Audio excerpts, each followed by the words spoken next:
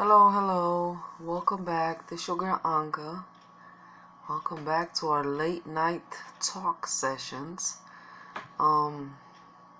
Before I start my story, because this is what this vlog is about. Anyway, what is the difference? Vlog. I'm still new at this. I'm learning. I've tried to do this YouTube thing like 2-3 other times.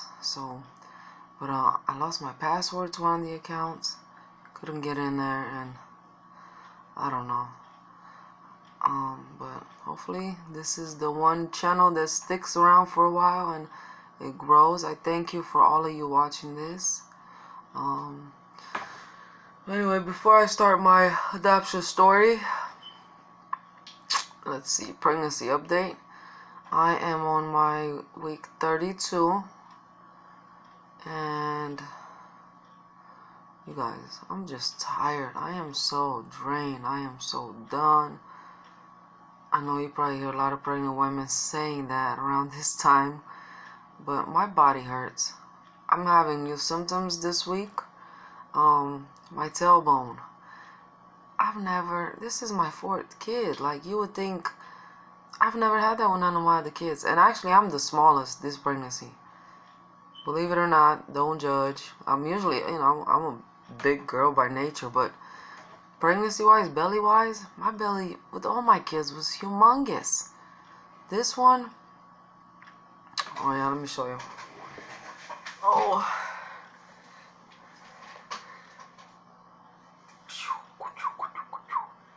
Anyway, I feel like I've dropped, but maybe it doesn't look like that on camera. Okay. Oh gosh, I'm gonna lose my train of thought. Anyway, and then also I'm getting a rash. Like, I have a rash on my arm. Well, I have an appointment Friday, so I don't know. Maybe because it's my 4th, I don't like to go to labor and delivery. I don't like calling the nurses. I've missed actually a couple appointments this pregnancy. I've just really I don't want to be bothered by people. It's just weird. I don't know. This is just a different one. Probably because it's my last one. I did sign my tubal ligation papers, and so I'm excited. In a way, I feel like, because I'm very, I don't believe in, taking away something that was, it's like, it's a gift to have children, but I've been gifted. Thank you, Lord. You've blessed me enough, mentally and physically. Like, I cannot. And then financially, I would be so selfish to just keep having kids. I feel like the 4 is great. You gotta give them love and attention and affection. I don't know how some moms do it, and they just have a lot of kids. I commend you, especially if you're doing a great job. But anyway, let me not drag it, because I usually drag. I've been talking for what, the most 4 minutes. Anyway, and I keep saying anyway. Yeah, some days I just choose a word, I just run with it, and I say it over and over. So, story time. Oh, I'm having a Braxton Hicks contraction right now. Oh, sorry. But, okay. We are going to talk about my adoption story. And this is somewhat of a hard subject for me because it brings back memories, good and bad. But, being that I have a lot of trauma from my childhood, I reminisce about it either way. There's a lot of days when it just pops up in my mind. So yeah, if I lose my train of thought, or I don't know, sometimes my words get all twisted, or as you could tell, maybe I sound a little different. My accent's not as strong because, I don't know, everybody says that. You speak such good English. I don't know. But as far as mental wise, I would always I will always, English will always be my second language. And I don't believe that I will ever think like a normal, natural born American citizen, if you want to call it. I am legal, by the way, so don't even try it. But anyway, gosh, I gotta stop saying it. Anyway, and I'm a little tired. My eyes hurt, but it's laundry night, so I have to stay up and do some chores. So, I was born in Romania, and I don't want to start from the very beginning. Maybe another day I'll tell more, go more in depth. But at the age of 5 or so, I went to the orphanage. My dad took me to the orphanage. And that happened because some things that had happened prior to that, which I don't want to go into it. But so then my journey at the orphanage started at that age. Orphanage was huge. It was I say over 100 kids, ages from, if I remember, there were infants there, maybe there weren't, but definitely 3 up to 18. It's crazy. You know how you reminisce of things and then you just picture, like I pictured a building like so freaking huge. I mean, that's what I called home from the age of 5 until I was 10. So I was there for about 5-6 years, maybe 11. I can't give you like, yeah, because I don't remember exact dates and stuff. But oh,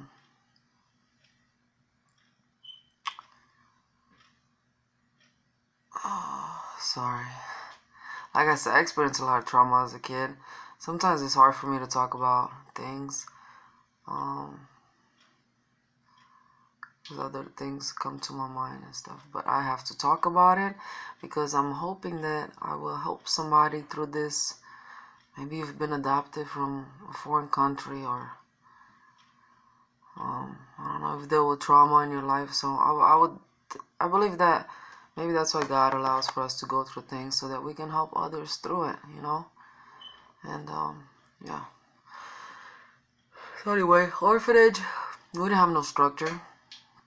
I know I was a 5-year-old, 6-year-old running around. I could go to the, we call it the piazza. It's like a marketplace where people just sell things. It's tables everywhere and outdoors, and I got some fun memories. But anyway, so yeah, there was no structure, as long as you came to, if you missed breakfast, tough luck. If you missed lunch, tough luck. We had like teachers, not very caring ones, but yeah, so I could just run wild all day. I didn't want to be in the orphanage. I would just be out and about, getting in trouble, stealing sometimes. Favorite thing to do as a child was to climb trees. In Romania we have a lot of fruit trees, and that's how I ate. Me and my friends, that's how we stayed full half the time, most of the time, because the food was not the greatest. I mean, have you ever had lard on bread with tomato and onions? I like it because I grew up, that was food for us, like that was delicious to me. And then those days when you don't want to eat lard on bread and stuff. I'm not saying that's all they gave us. They did get a lot of fun, so, but again, like I said, food sometimes was scarce. You didn't get seconds and stuff like that. So anyway, we would climb the fruit trees. We had plums, pecans, cherries. This other fruit is called corcoduce. It's like this small fruit with the seed in it. I don't know. I don't really know what to compare it to.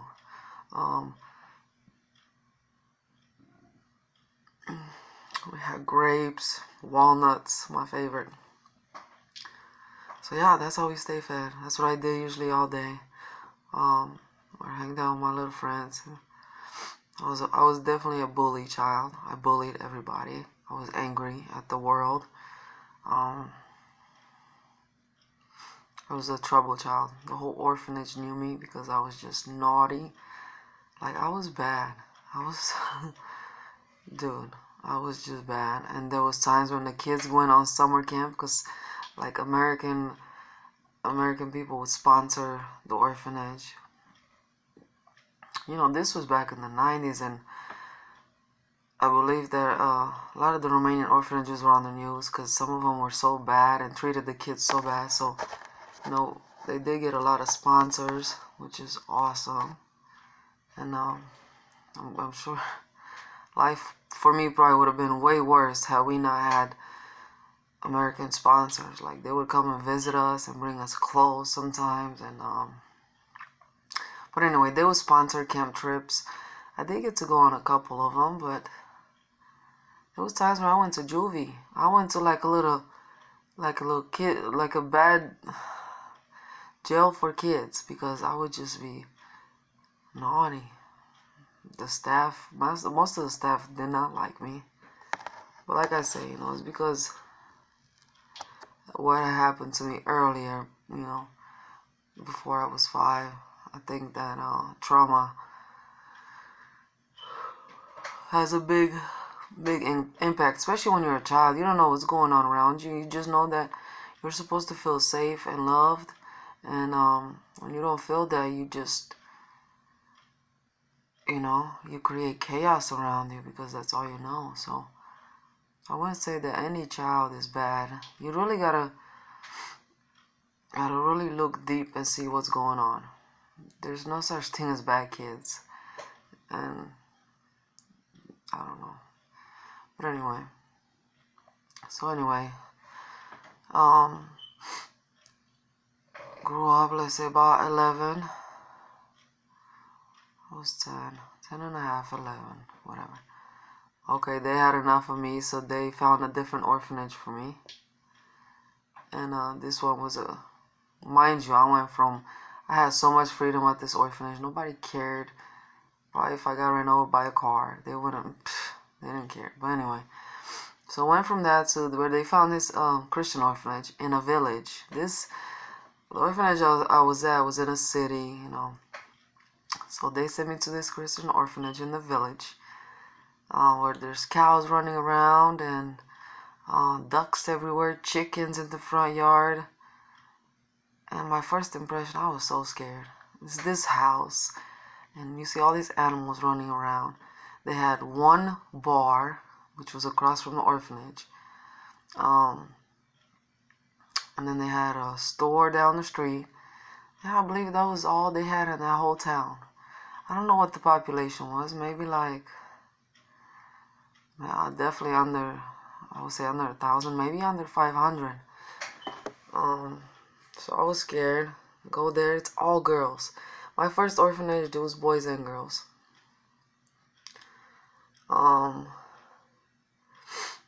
So, sorry y'all, something just came to my mind. Like I said, I could go more in depth about all the stuff I went through in the first orphanage, but I don't want to. So there's times I'll have like little flashbacks, that's what that is. And I'll think of things, but that happened to me. So second orphanage, you know, all girls. I believe it was 13 girls. Very nice. How can I describe it? You could tell somebody put lots of love in that place as you walked in. You know, flowers, and there was a little church connected to it. They had rules. You know, you couldn't wear makeup. You couldn't wear short skirts. What was I'm trying to think the denomination of or the religion, Pentecostal. I think that's what it was. Before that, I knew about God, like I said, from the American Tourists. Actually, I would pray every night. Actually, I had OCD to where I felt like I had to pray, get on my knees and pray. I don't know where I learned that from, but I'm thinking it's the American Tourist. You know, some stuff you don't remember when you're a kid. You just little bits and pieces. But so anyway,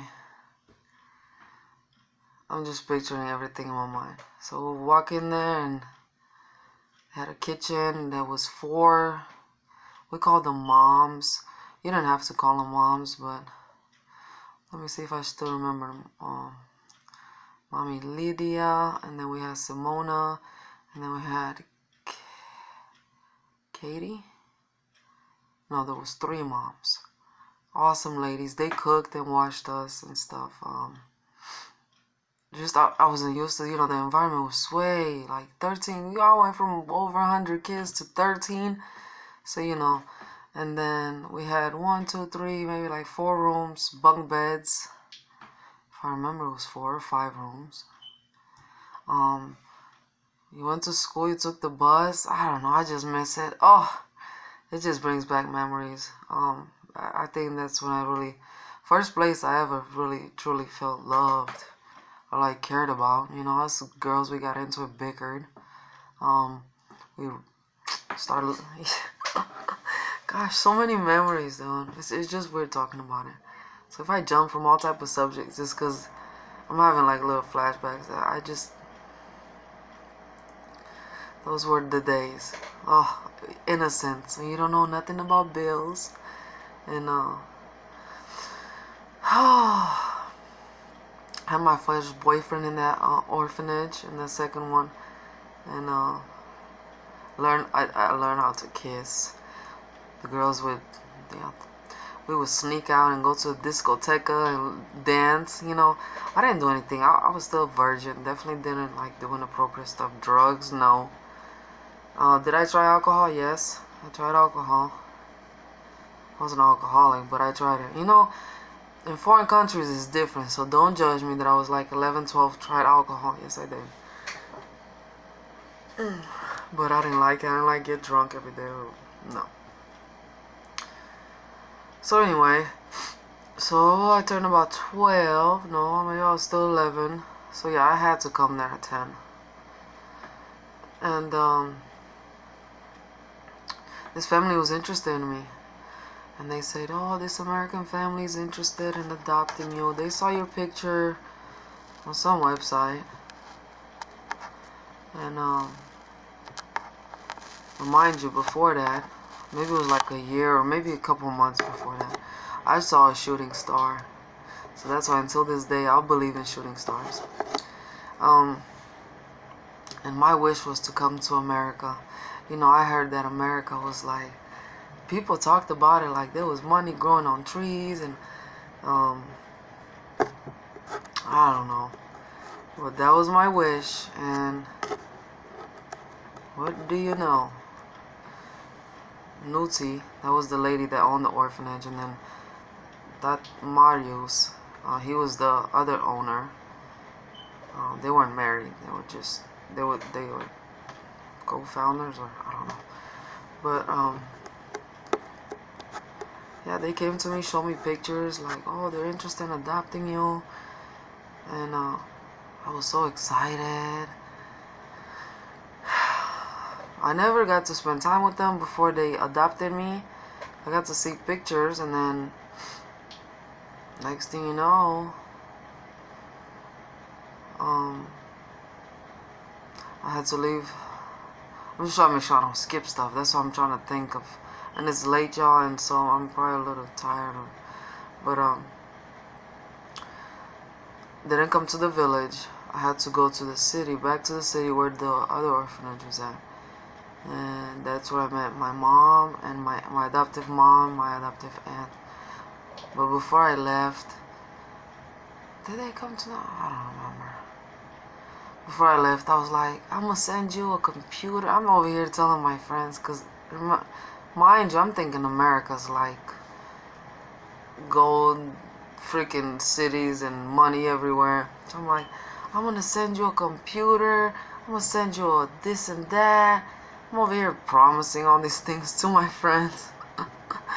But so we go back to the city, and that's when I meet the aunt and my adoptive mom. I'm trying to think, how was I feeling? I was excited. I was scared. The whole experience was so surreal. Remember they took me shopping, and we went to all these restaurants, and just like a different life, you know. Um, I never really. Anyway, never mind. But I don't know. I just really, I guess I expected. You know how you just expect something else. So anyway, I leave. I wasn't so sad. I was just ready to start a new life and have a family. Cause I guess every child, you know, that's what you want. You want to have a family, especially if you grow up and you don't have that. You know, I was used to being the troubled child, and I'm gonna lose my train of thought. So anyway, we getting on the plane. We're on the plane for so long, I don't even remember. I know we stopped in Austria, London, then stopped in Jacksonville, no, Orlando, Florida. So then I meet my adoptive dad and my adoptive brother, little brother. He was like 2 maybe.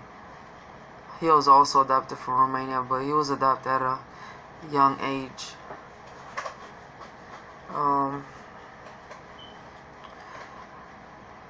I'm just trying to remember the feeling, how I was feeling. I was feeling anxious, homesick, scared, definitely scared.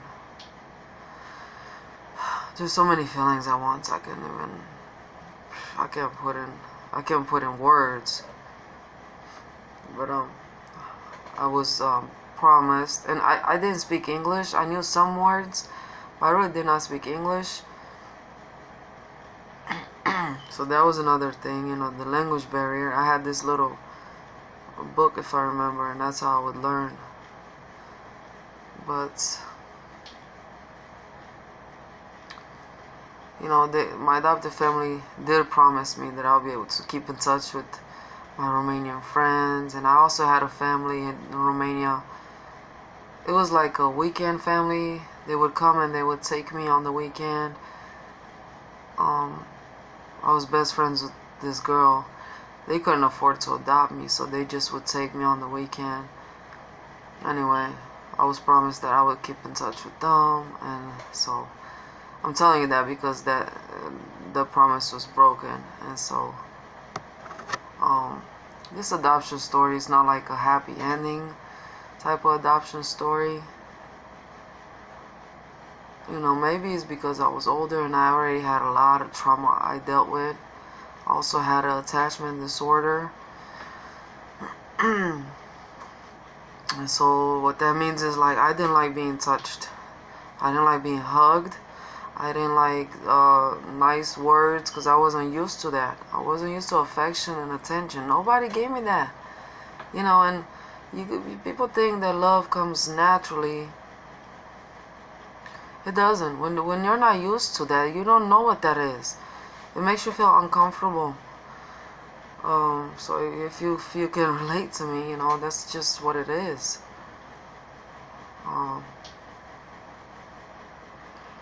And I don't want to bash my adoptive parents, or maybe they didn't know what they were getting themselves into. But anyway, so that month, I came here in July of 2002. That month I was turning 13. So I'm a teenager, you know, I'm going through all these emotions. On top of that, hormones. And so we go home, whatever. A couple months go by, everything. You know, I meet the rest of the adoptive family. Everything was okay for a couple months, but after that, I started getting homesick. Like, I missed my friends. I felt so out of place. At school, the kids would like tease me or tell me to say like bad words, or I don't know. I just felt like just very uncomfortable. Mind you, when I came here, I was like 80. Let's see, I was about 84 pounds, 13-year-old. I say within the 6 months, I went from my 84 pounds to like 284 pounds. no, maybe not. I don't even want to push it. Maybe it wasn't 6 months. Probably like over a year. I wasn't with the adopted family very long. They cut me off from my best friend. When she would call, they wouldn't let me talk to her. Put me on medicine. All of a sudden, I was depressed and I needed all this help, which I think it made things worse for me. That was trauma on top of trauma.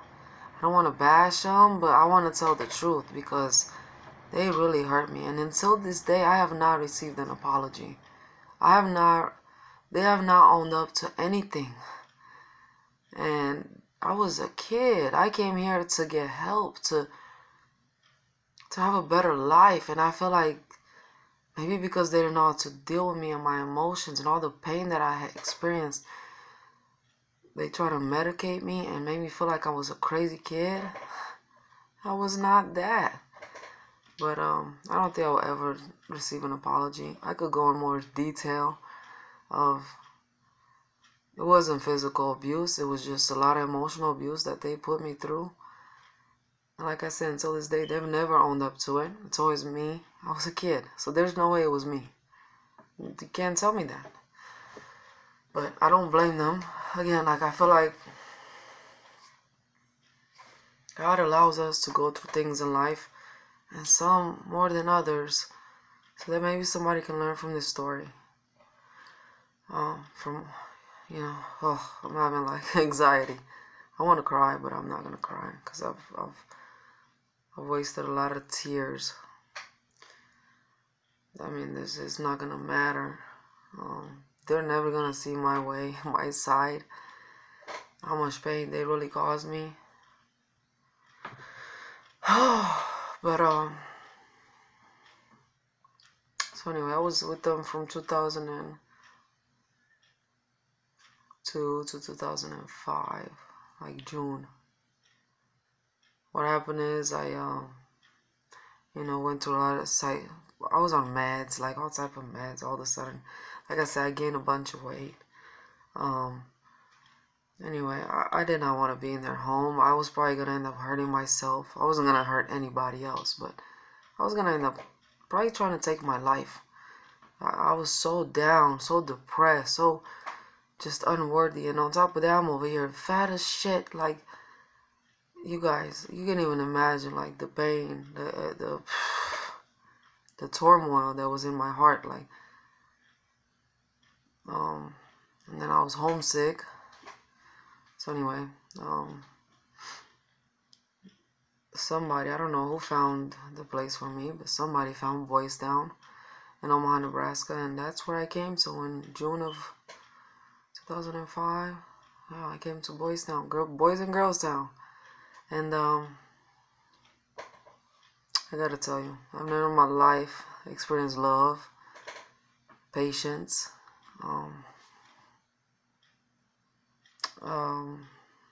what's the other word? I don't even know. There's so many words I could use. Just equality, maybe. Just feeling like, these people really want to help children. I felt that in Boys Town. I definitely was not a nice kid. They put up with me. They didn't yell at me. They didn't shout at me. They treated me with kindness, even though when I was mean and angry. I got punished, I got consequences, but I felt loved, even in those moments. And obviously I didn't realize that then, but when I graduated and as I went through life, and now I'm close to 30 years old, I can tell you that that place taught me love. They taught me how to cope with my trauma. I didn't know what positive self-talk was before that. And that's how I deal with it now. If I'm feeling down or I don't want to cry. But I've been suicidal before. That's how I deal with it. I talk to myself, not out loud, but in my mind. And I talk myself out of that. because they taught me skills to do that. Yeah, so thank God for Boys Town. It's definitely not what it used to be from what I hear, but it's an awesome place. I found God,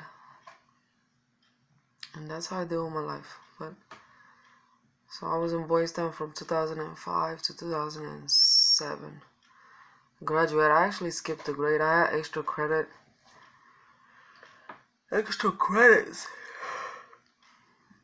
I guess something. I don't know. But maybe they were trying to get rid of me because I was definitely a troublemaker there too.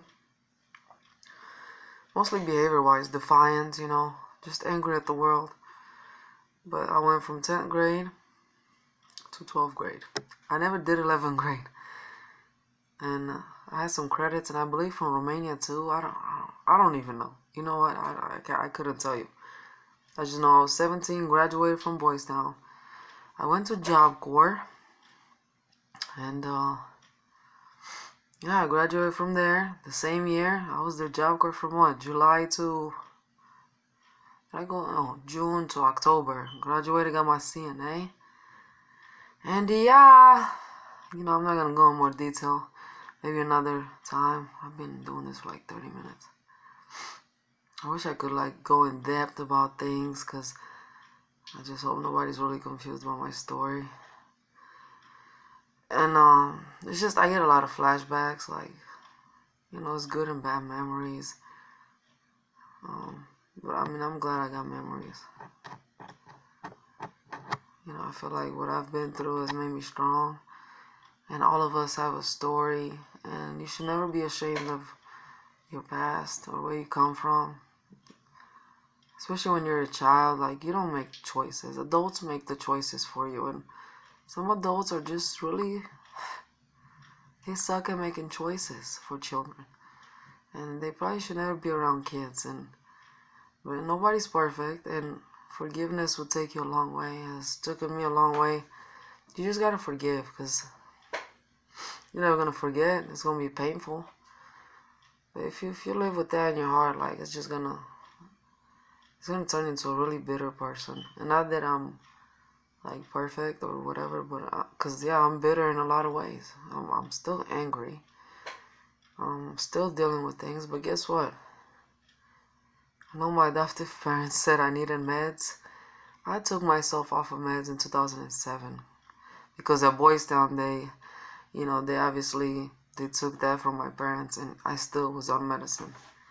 I took myself off medicine in 2007, and look at, I'm fine. So, please, don't let anybody tell you you're crazy, or don't let them tell you who you are. You know, you live in your body. You know yourself. I've learned to be my own best friend. Can nobody tell me anything about me that I don't know? I'll tell you the from the most critical views about me to the most, you know, giving myself self-praise. I could do all that because I know me. And nobody knows me like I know me. And nobody knows you like you know you. So you know,